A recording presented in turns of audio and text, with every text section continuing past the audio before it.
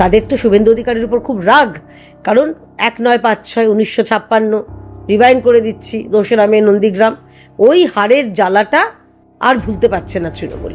এবার জ্বালাটা আরও বাড়বে, এবার ডাইজিন জেলুসির আরও কিছু খেতে হবে, ওই আর প্যান্ডি খেতে হবে, কারণ এবারও তো আবার হারাবে শুভেন্দু অধিকারী। যেই দাঁড়াক না কেন, মমতা বন্দ্যোপাধ্যায় দাঁড়ালে আমরা খুশি হব, কিন্তু তার সাহস থাকে নন্দীগ্রামে আবার দাঁড়িয়ে দেখান। তো এই পুলিশের কাজ কি? পুলিশের কাজ তো ছাতা ধরা মাথায়।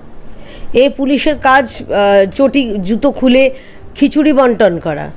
এ পুলিশের কাজ বিজেপি হোক বা যে কোনো বিরোধী হোক সোশ্যাল মিডিয়া খুঁজে খুঁজে দেখা। পুলিশের যেটা কাজ নিরাপত্তা দেওয়া, সেটা বাদে পুলিশ অন্য সব কাজগুলো করে। আর তাছাড়া পুলিশের কাজ আপনারা তো দেখান মাঝে মধ্যেই, কোথায় ঘুষ নিচ্ছে, কোথাও রাস্তায় দাঁড়িয়ে তারা ওই লরি থেকে টাকা তুলছে নির্লজ্জের মতন। এগুলোই পুলিশের কাজ। নিরাপত্তা দেওয়ার কাজটা যে পুলিশের করতে হবে আদৌ, সেটা তারা ভুলে গেছে। ম্যাডাম, দুর্বৃত্তরা বেশিরভাগটাই ছিল, যেটা শুভেন্দু অধিকারী বলছেন, যে রোহিঙ্গা অনুপ্রবেশকারী এবং বাংলাদেশি মুসলিম। কার মদতে করছে এরা এসব? যে দল এদেরকে মদত দেয়, যে দল বলেছে এরা ভোটার লিস্টে থাকবে, যে দল বলেছে রোহিঙ্গাদের এখানে জায়গা করে দেবো, তাদের সঙ্গে আমি আছি, সেই দলই করছে। সেই দলের নাম তৃণমূল কংগ্রেস, এবং ওখানকার যে বিধায়ক রয়েছে উদয়ন গুহ, স্পষ্ট তার মদতেই হচ্ছে। শুধুমাত্র এই 4-5 জনকে, কয়েকজনকে নাকি গ্রেপ্তার করেছে শুনলাম। এদেরকে গ্রেপ্তার করলে হবে না, 3 জনকে এদেরকে গ্রেপ্তার করে হবে না। গ্রেপ্তার করতে হবে উদয়ন গুহকে, যে মাথা। তার আগের দিন অভিষেক বন্দ্যোপাধ্যায়ের ক্যামাক স্ট্রিটের অফিসে উত্তরবঙ্গের নেতারা নাকি বৈঠক করেছেন। কি নিয়ে বৈঠক হয়েছে? সেই বৈঠককে কি এইটারই প্ল্যান কষা হয়েছিল যে পরের দিন শুভেন্দু অধিকারী যাচ্ছেন কোচবিহার, কিভাবে তার উপর আক্রমণ আনা হবে, সেটার প্ল্যান করা হয়েছিল? এখন তো যা ঘটনা প্রবাহ সেটাই মনে হচ্ছে। এবং শুধু এটা আক্রমণ নয়, এটা হচ্ছে স্পষ্ট হামলা। এটা হামলা মানে কি? প্রাণঘাতী হামলা। ভাগ্যিস তার গাড়িতে বুলেট প্রুফ কাঁচ ছিল। আপনারা দেখেছেন সে ভিডিও, চিন্তা করতে পারছেন? পুলিশ দাঁড়িয়ে আছে, এরকম বড় বড় ইঁট নিয়ে, পাথর নিয়ে গাড়ির ওপর মারছে। কি ভয়াবহ অবস্থা পশ্চিমবঙ্গে! আমরা কোন রাজ্যে বাস করছি যেখানে বিরোধী দলনেতা তার নিরাপত্তা নেই? সাধারণ মানুষের নিরাপত্তা কোথায় থাকবে?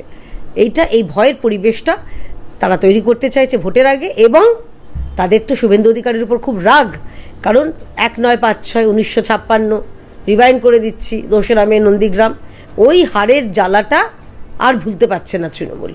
এবার জ্বালাটা আরও বাড়বে, এবার ডাইজিন জেলুসির আরও কিছু খেতে হবে, ওই আর প্যান্ডি খেতে হবে, কারণ এবারও তো আবার হারাবে শুভেন্দু অধিকারী। যেই দাঁড়াক না কেন, মমতা বন্দ্যোপাধ্যায় দাঁড়ালে তো আমরা খুশি হব, কিন্তু তার সাহস থাকে নন্দীগ্রামে আবার দাঁড়িয়ে দেখান।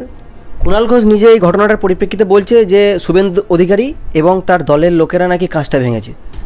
না, আমি জানি না। দেখুন, ওনার চশমা আছে তো চোখে, আমি চাই তার চশমাটার পরীক্ষা হোক। উনি যদি এখানে না পারেন, চশমাটা যে কোনো ভালো জায়গা থেকে, ভালো চোখের ডাক্তার যারা সবুজ রঙের চশমা পরে থাকেন না, সেই সমস্ত ডাক্তারদের দিয়ে চশমাটা পরীক্ষা হোক, কারণ তিনি তো আসলটা দেখতে পাচ্ছেন না।